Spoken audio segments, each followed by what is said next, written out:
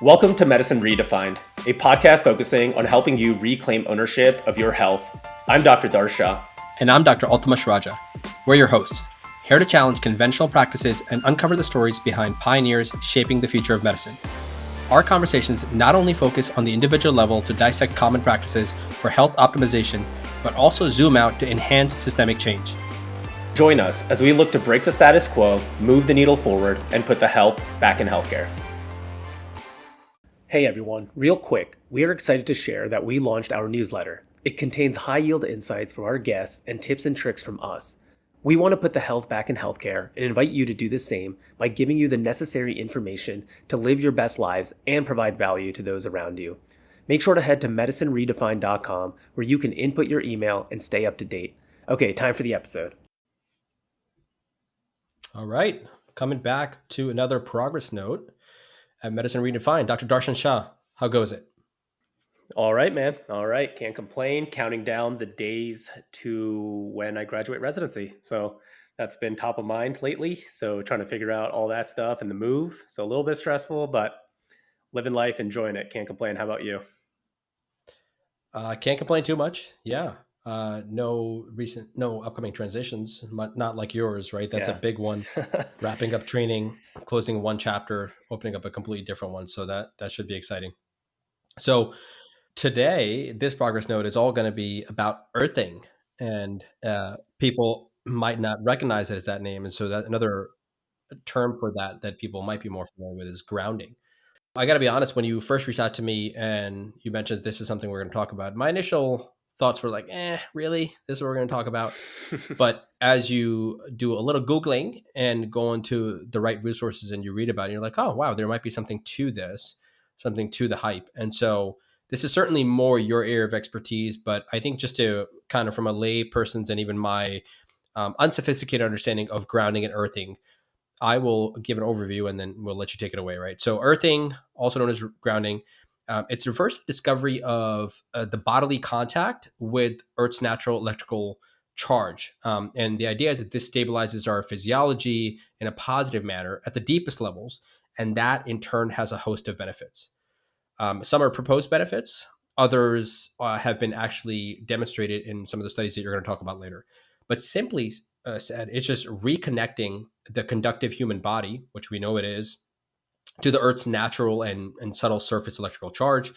And, the proponents in lifestyle medicine, which both of us are going to talk about how this might be something that is being overlooked. It's inexpensive. It's accessible to every single person out there. So barrier to entry is low. And it can have systemic influences because of the basic bioelectrical function of the body. And that can promote well-being. So how do I do with that? Yeah, perfect. Let me explain the reason why I brought this up as a topic, right? So my dad sent me a WhatsApp video saying, hey, I was just thinking about your barefoot episode with Irene Davis. Here's a clip that I got sent from my friends. And it was this guy talking about like, hey, here are 2 papers on grounding. And he was on the beach and talking about how there was a 30% reduction in glucose just from going barefoot in the sand. And like you, I was kind of like, okay, let me go. Like, there's no way that can be true, right? I was very skeptical. So I looked at the papers that were mentioned in that video, and then also went to Consensus, right? Your AI tool. And I said, what are some of the top sources about grounding? And so 3 of the papers came on my phone, looked through those. And then the data was like, oh, wow, this is actually onto something here. And I've always heard of grounding, right? And you're right. What it does is that transfer of electrons, right? We accumulate these positive electrons just from pollutants, from environmental changes, from stress, all these things. And when positive charge, you mean? Yes, positive charge. Yeah. Right. So we collect this like heavy positive charge, and then we ground ourselves to the earth, and there's this electron flow. And so the whole point of this is that there's multitude of benefits from releasing that energy, essentially. And so a lot of people might think, hey, this is kind of woo-woo, but if you truly think about it, I mean, everything in this Earth that we live in is made up of atoms and electrons and the orbit. And so there's no reason to think that we aren't either, right? We absolutely are. And so everything is energy in the end, and there is an electrical capacitance to us, right? I mean, look at our nerves. There's a reason we do EMGs and things and send ourselves electrical shocks, and we diagnose even with electricity. So yeah, you did a wonderful job with that. I think one of the reasons I wanted to bring this up too is that both of us are very much proponents of lifestyle medicine. And one of the key factors that I'm seeing about true health more and more on social media is that people are starting to return to this ancestral way of living, right? Whether it's through meditation, whether it's just through good nutrition from the soil, organic, whether it's just proper sleep, whether it's getting active and not living a sedentary lifestyle, right? It's this return to how we used to live. And grounding is the fundamental aspect of that. I mean, we used to sleep on rocks, we used to run on grass chasing animals. Like we were so connected with the earth, and more we're separating ourselves from nature.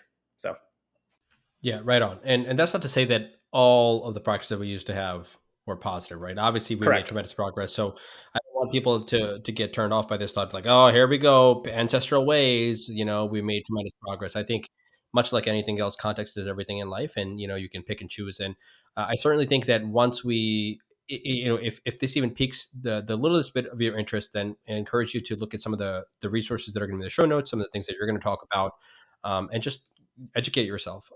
At the very least, there is theoretically a lot of sense to be made of this. And the biggest thing is there's really not much to, well, I take that back. There is going to be things to sell, which maybe you'll talk about some things that came across. There are ways to monetize gifting, so to speak. But again, as I said, it is accessible to every single person. So we've talked a little bit about what it is, right, and why it might be important. I guess maybe let's dive into systemically. Like, what are some of the benefits that we talked about? Particularly now, the weather's warming up, right? People might want to, at least on the East Coast and of the world. Um, is this the East Coast of the world or West? West? No, we're in the West of the world. Excuse me. And East just to be Coast fair, on the West. Yeah. East Coast on the West, right? And so, well, no, I take that back. I mean, this is a little tangential, but like if you're coming from Indonesia, you're gonna fly east to get to East. us. Is that not true? True. Yeah, no, So for that's true. them, we're east, aren't we We're not? East. It's perspective, Yeah, man. it's It's all just context. It's all it's all context. it's all context. All right. Anyways, I digress. Um, so people might say, okay, look, let me look into this. I know people love running on the grass and kids, and we all did that. You talked about sand, people Hmm. getting on the beach. So let's talk about some of the positive benefits that we alluded to earlier. You brought up the term glucose. I presume in that study they were looking at maybe average blood glucose or something.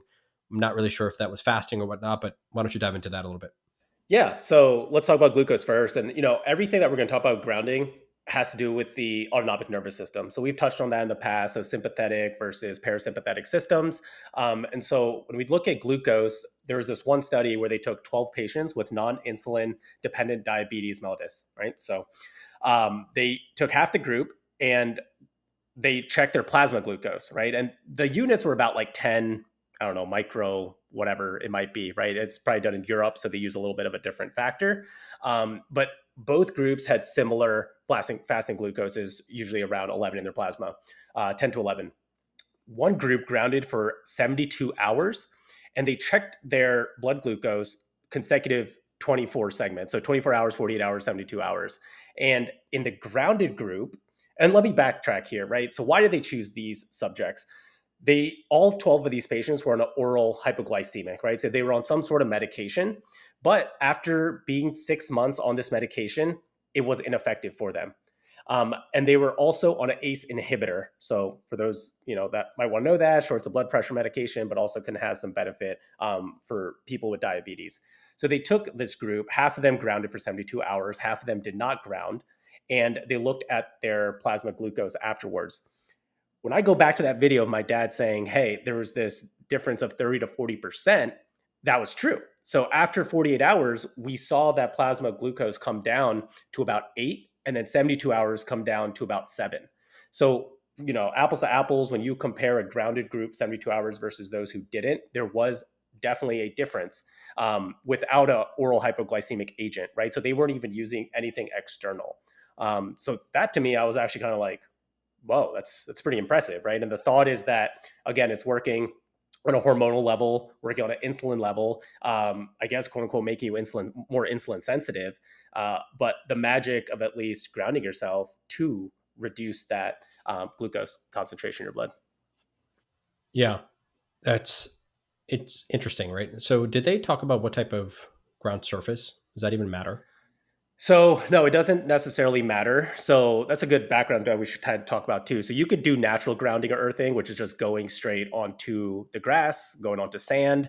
You can do things like concrete, but there's not as much capacitance or conducting of that electricity. A lot of these studies, though, they'll actually sleep on grounded pads. So you could actually hook it up like with a wall charger, and it'll ground the electrons essentially from your body to that. And there's also grounding Right. mats, and there's also flip flops that have more of like a copper base on the bottom that will ground your Mm. feet. Yeah. Yeah, I love that. And that goes back to the monetization piece that we talked about, right? Is maybe for practical reasons not okay for you to get out into the environment, get out into the wild. And then the other thing is, I do think this is. Did you come across what paper was this in 2020 review paper that I came across when I was looking at? Let me look at it. I think the author is the Menigos article in 22 in Explorer. Did you come across Mm-mm. that review paper? Really good review paper. I'll send it your way. I think that for me, when I'm looking at some topic that I'm very superficially familiar with or know nothing about, I will always start with a review paper. So I thought this was relatively good. And it talked about the different benefits and whatnot. And they do a good job explaining some of the ideas in terms of, as you already mentioned, why it's important and how it might work. So that's interesting. So from a metabolic health perspective, later we're going to talk about inflammation. We know that chronic inflammation and ill metabolic health, right, are tightly correlated. And Mm-hmm. so that makes sense. And, maybe you didn't talk a lot about the mechanisms of action in terms of glucose, but is that something you're going to do later on with inflammation, or do you want to do that now? We can do that now. I mean, I think what the issue here is with the grounding and earthing research is that they still need to figure out why this happens, right? So, what Right. exactly is it about the earthing and the electrons, and how is this even happening in the human body? Now, I came across some papers that were talking about fascia and cartilage actually as being the conductors of the body where this electron transfer is happening. But again, every single paper I've read is like more research needs to come out to elucidate exactly why this is happening, or more research needs to come out to really substantiate these claims that we are making. Yeah, that's the challenge of it, right? And I think that's another thing, and I'll bring this towards the end in terms of recognizing this is not a panacea, because as you'll see, we'll talk into, right. So we have the glucose. You're going to talk a little bit more about sleep and how it's correlated with that in terms of pros and cons. And I was really interested to talk about the analgesic effects, and this is where a prior guest, Dr. Alex King, talked Mm-hmm. about how he uses acupuncture to utilize the protons, the electrons in the body, and manipulate, so to speak, in order to obtain an analgesic effect. And so I thought that was quite interesting. But let's shift there from there. So another thing, I think this is a different article that you came across with respect to sleep. What we find there, Yeah, so this I think was the most fascinating to me, right? Because a lot of times when we talk about sleep, we talk about subjective data, right? So let's delve into that. So in the one study, they took a group and they divided in half. So you had two groups, and one group slept on a mattress that was grounded, and the other group slept on a mattress as well that was a placebo, not grounded to anything. And what they measured was time to fall asleep, quality of sleep, feeling rested, general well being, and back and joint pain. So, your expertise there. And so, this is all subjective data, right? And again, they found a difference in those that slept on a grounded pad. And everything improved as far as sleep goes. And they also reported reduced pain in joints and better overall well being. And there was a pretty significant difference between the two groups in regards to that. that's pretty dope. I again, this how many total subjects in this one? 12 in this one. Actually, no, just kidding, Yeah, just kidding. 12 was in the other, in the glucose one. 12 was right. in the other sleep one. I can't remember how much this one had. All right, so we'll look that up. Yeah. Um, so that's pretty awesome. I again, I wonder how. So again, this falls into environmental medicine, right? Just the Hmm. earthing and grounding in terms. What other did they talk about other environmental factors that were controlled for, were not controlled for, or was it like were these mats inside the people's homes or were they in a sleep lab? I didn't mention, but what they did say was it was continuously grounded. The only times they weren't grounded was when they had to get up to go to the restroom or anything like that. I'm Yeah, assuming this was in their homes, but it did not mention anything about a sleep lab. interesting. I recently had a sleep study done, an in lab sleep study done. It's a horrible experience. I can I imagine. had the at home one done a couple of years ago. That was doable. The in lab one is a horrible experience. I don't even know how they get accurate data considering how inconvenient it is for one to go to sleep. Like it just took 50 minutes to put the leads on my body. I'm not even exaggerating there. Jeez. Yeah. Um, but again, I digress. So, so coming back to that, I mentioned earlier about the analgesia thing. I'm excited to share that with you now. So I'll tell you, um, again, this paper, I think if you guys are interested, I highly recommend checking this out, 2020 in the journal Explore. But the analgesic properties of grounding, as you've already mentioned, as we go through light, we accumulate free radicals or reactive oxygen species, right? People talk about the benefits of antioxidants all the times. But basically, these free radicals are positively charged molecules. So we accumulate them over time, and they strip the electrons from the healthy tissue, right? So we have this deficiency, we have this electron deficiency, which potentially causes damage. And then also, the free radicals are naturally produced in just our regular physiology, regular biochemistry, right? Hmm. And Yeah. we're producing ATP, which is the currency, right, for the cell, and it's the energy molecule. And every single cell in the body is going to make millions, if not more, billions of free radicals every single day by just sustaining life. And so the idea of grounding, earthing, because the Earth's surface is negatively charged, is to get those electrons in through our body where they can neutralize these free radicals, right? So it is, you can look at it as an antioxidant, so to speak. And the active mechanisms, right, of the electron transport to a site of an inflammatory pathway, this can involve the nervous system. You already mentioned that. That's where nerve conduction studies. For those of you who don't know what that is, so if you've heard of the concept of an EMG to diagnose a neuromuscular condition, part of that EMG is not the whole test; is half the test. Nerve conduction study where you get tiny shocks. A lot of you guys have probably already had it. So you can the active transport can be from the nervous system I already mentioned. So the meridian pathway, right? Hmm. Hashtag acupuncture there, and the circulatory systems as well, right? So your lymphatic system, blood flow. And so this influx, they talk about of free electrons are absorbed in the body and serves as a powerful anti-inflammatory and reinforces the immune system. So that's another thing that I remember Alex talking about. How sometimes acupuncture can cause a little flare after the fact. I'm even interested in looking at to see if there's any mention about platelet-rich plasma. I'm thinking a lot about PRP and why it causes so much pain and so much of an inflammatory effect in the beginning, and see if there is any like positive or negatively charged valence to that. And so, there are with respect to analgesia and or anti-analgesic effect, there have been several studies looking at the evidence of grounding or earthing's dramatic impact on inflammation and pain, and they've been doing this for nearly 20 years now. And they have one of the first studies that came out. They had medical thermal imaging where they had pre and post grounding effects to see how that might have had skin changes and temperature changes on skin, and by coating it with different colors. So that's really really cool. I encourage you guys to check that out. The other thing I think is worth mentioning for people are like, well, how the hell is why does Earth have all these electrons just roaming around? I mean, we have to recognize that it's affected by countless lightning strikes a year, solar radiation, other atmospheric dynamics, but also even land masses and bodies of water continuously like resupplying it with these subatomic particles called free electrons, right? And so that's giving that negative electrical charge overall. That does beg the question: do we have a net positive charge, or are we neutral? I believe I I'm not entirely sure what we start out with. I'm assuming we're net positive given how much of the accumulation we get throughout our Right. lifetime. And then the point is to Interesting. get it out. But yeah. Yeah. Cool. Where else should we go with this? What else did you find that was interesting that I think is worth mentioning here? So I think the second half of this sleep that I found more the objective data, right? So in this one, they took 12 subjects, had some complaints of sleep dysfunction. I'm not entirely sure exactly what they reported for that sleep dysfunction, but they wanted to look at their cortisol levels. And so what we know about cortisol right now, right, is that it peaks when we first wake up, and then we have this regulation throughout the day, some fluctuations. Obviously, coffee and other type of caffeine can raise that, but then when we go to sleep, it should be kind of coming down and then rise up again in the morning. And that is what our circadian rhythm regulates. So they took these 12 subjects, had them ground for 6 weeks, and they measured their cortisol levels again.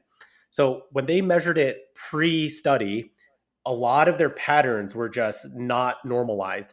Some people had a huge variation in their cortisol. Some people had a very low peak in their cortisol. But when you look at the table in the paper, there's no real pattern. I mean, you see the pattern of cortisol spiking, but everyone's so individual.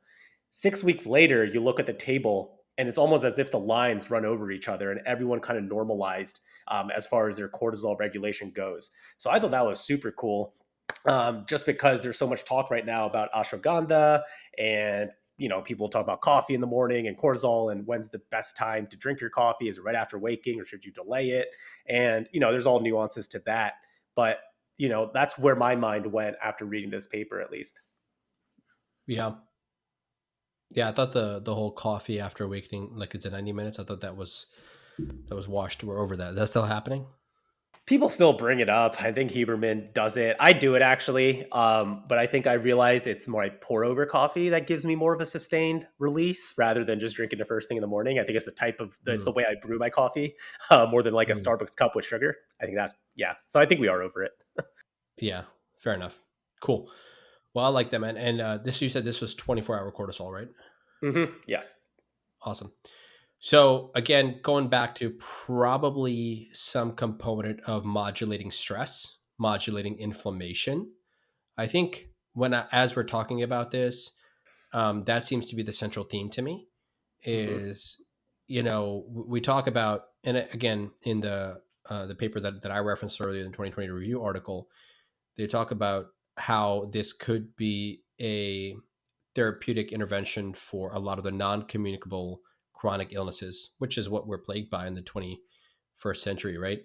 And hmm um, we are also recognizing more and more that majority of them have some component of chronic inflammation. I want to be cautious here. I don't want people to think that inflammation is bad. It's necessary, but I think uncontrolled chronic inflammation, when it's not supposed to be there, and there certainly are times when it is supposed to be there and it's protective and it serves a purpose, but when it's not supposed to be there or it goes unchecked, that's when it becomes a problem. Think about all things that you're talking about. Think about somebody who has metabolic syndrome, right? And they have some, inflammation going on. You might be interested to know this. There are some recent studies coming out, and some of the evidence is pointing to the fact that people who have metabolic syndrome, people who have prediabetes, type 2 diabetes, are more predisposed to tendinopathy. And the idea is because they have a more inflammatory state and their tendon healing is compromised, right? And which makes sense to me because I do a lot of diagnostic ultrasound. And one of the things that we look at, one of the hallmark um, things that we look at on ultrasound is to see if there's any active inflammatory process in the tendon to characterize as tendonitis or tendinosis or even a blood flow neovascularization. So that's pretty cool. And also reminds us of the importance of getting a handle on this, right? If we're just, again, trying to promote well being, as the author said. So, yeah, those are some of my thoughts there. Talking about the one thing on our outline too is about this DOM study that they did. How important is it to have that inflammation in the DOM state, right? So delayed onset muscle soreness, for those who don't know what DOMS is it important to reduce that inflammation? Because again, this paper found by grounding, there's a difference in all the inflammation markers. Great question. I would love to get Mike Irzatel's opinion on this matter right here. Yeah, the underlying assumption behind I did come across this because they talk about this as well, is that DOMS is bad. And it's not, right. So delayed onset muscle soreness, for those who don't know, after you have a heavy workload on a muscle, typically after weight training, but it could be really type of stress, which is from eccentric stress. Eccentric, that means the muscle is contracting while it's lengthening. That causes the most amount of muscle damage.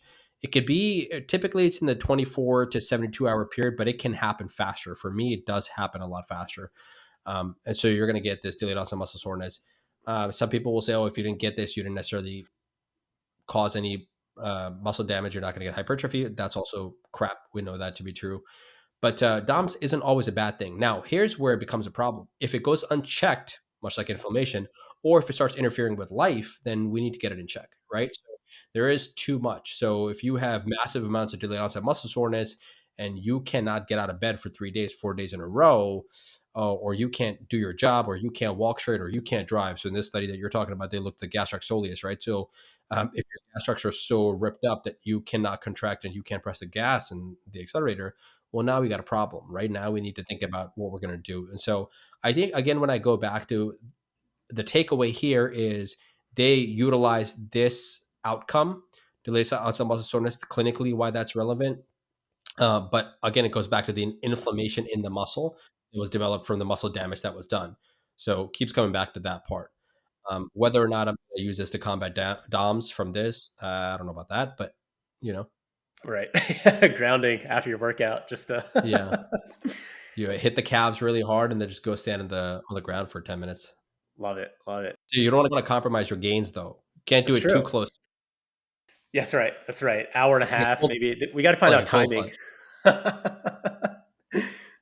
It's very true. Um, awesome, man. So I think it probably makes sense, but to switch to talk about maybe some implementation strategies if people do find this to be interesting. So what thoughts do you have there? Yeah. So one of the things I was really interested in is, okay, well, what's the minimum effective dose, right? I've grounded before. If I'm out going for a run, I want to meditate, I'll take my shoes off just because I knew about this theory. Did I really look into the research then? No. But now I'm probably going to do it a little bit more often when I go for my runs, especially as the weather's warming up. So I was looking online, and some bloggers who have looked through the research have kind of agreed upon that the minimum effective dose is about 20 minutes being barefoot on the grass, on the sand, um, something that is, with nature. If you're going to be on concrete, you probably have to do it longer. So you're better off just finding a park or a beach. So that's kind of my viewpoint, at least how I'm going to incorporate it is that, as the weather warms up and I'm going to be outside, I might as well take even the 10 minutes, 15 minutes. I have noticed actually a difference in myself feeling calmer after grounding, or after going for a run. Now, is it due to the run and just being tired, or is it actually the grounding? Who knows? But the research kind of points to me to try it out anyways. Is that 20 minutes a day? 20 minutes in order to have, I guess, a quote unquote successful transfer of your electrons, like in order to have enough of an Mm, impact on your body at that time, in order to got it. have any of these changes from what we're talking about from a system standpoint. Understood. So it is something you could potentially consider doing on a PRN basis, right? Yes. It's not like the recommendation by the American College of Sports Medicine where you need to have 150 minutes of moderate intensity exercise. You don't need to have necessarily 60 to 80 minutes of grounding per. All right, I like it. All right, well, that's cool. So it's like a PRN. If you need your Xanax, you go out, just stand in the grass to see what that does for you. And the reason why I'll say that too is in one of the studies, they looked at Tour de France athletes or riders, and some of them ended up with like gnarly wounds on their legs and stuff. And after one session of just grounding, again, I'm not sure how long, but I think they were using grounding mats. There was like a significant difference in healing that shocked the researchers to be like, wow, that should not look like that after day one. So Hmm, again, we didn't touch on it, but it's in the papers if people want to take a look. I love it. So you brought up mats, you brought up like beds and stuff, and certainly there's a market behind it. I don't not a probably a strong market because I don't see it on market on social media, advertising on social media. But what are some other options? Yeah, so there's also footwear. I was actually looking into this. There's like sandals or flip flops that you can wear that have copper on the bottom, and so that serves as a capacitance. So you can definitely look at that. And then again, we talked about Alex King and acupuncture. I think that ties in very well with what we're talking about because he is manipulating essentially the protons and energy balance in the body, and he is using the certain pathways like the meridians that you mentioned. And it's interesting. A lot of the footwear too will have the copper or have a point at apparently known as acupuncture point kidney 1, which is under the metatarsals and at the sole of the ball of the foot. So that's the fun fact of the day. I That is really funny. Yeah, that's I've heard stories of patients, coming and having these points dialed in. And offline, I'll tell you a really funny story about a case that he once mentioned to me. So, highly recommend people to go check that episode out. I think he's the most recent one was where we dive a lot into acupuncture and the physiology of it. And so, hopefully, if things are clicking, if your electrical charges are firing in your brain and you're starting to understand, then I think that'll go back and listen to that'll make sense, because it didn't make a lot of sense to me the first time, and now it does. So I encourage that. What else should people look for, think about? Any last minute parting thoughts for you? Yeah, I think, we're going to have an episode coming up with Dr. Melissa Sunderman. And so this is definitely a topic that we're going to bring up with her, as she is kind of the headstrong person going into nature as medicine for American College of Lifestyle Yep. Medicine. So she is the head of that committee. So we'll be talking to everything nature in that episode. So that should be coming out shortly too. So excited for that one. But yeah, I think, if people are outside, just take the opportunity, test it out for yourself, see how you feel. If you need a grounding mat and you already know you're doing like a meditation inside your home or somewhere, I think these are just easy ways to incorporate it. If it fits your budget. But like you said in the beginning, this is not a panacea. This is not something that's going to solve all your issues. I think it's just a cool way of something that we're learning more, and just a great way for us to connect with nature again, right? I think we can all use Yeah. that, get back to our roots a little bit. And there's more benefits than just grounding when we're in nature, right? Looking at the sunset, looking at the sun, getting outside, vitamin D. I mean, everything is connected.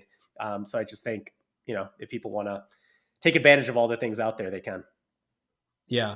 I think that's the one takeaway that I would encourage people to have. A lot of times you and I sit down and we talk about interesting things and exciting things, and sometimes that's all they are.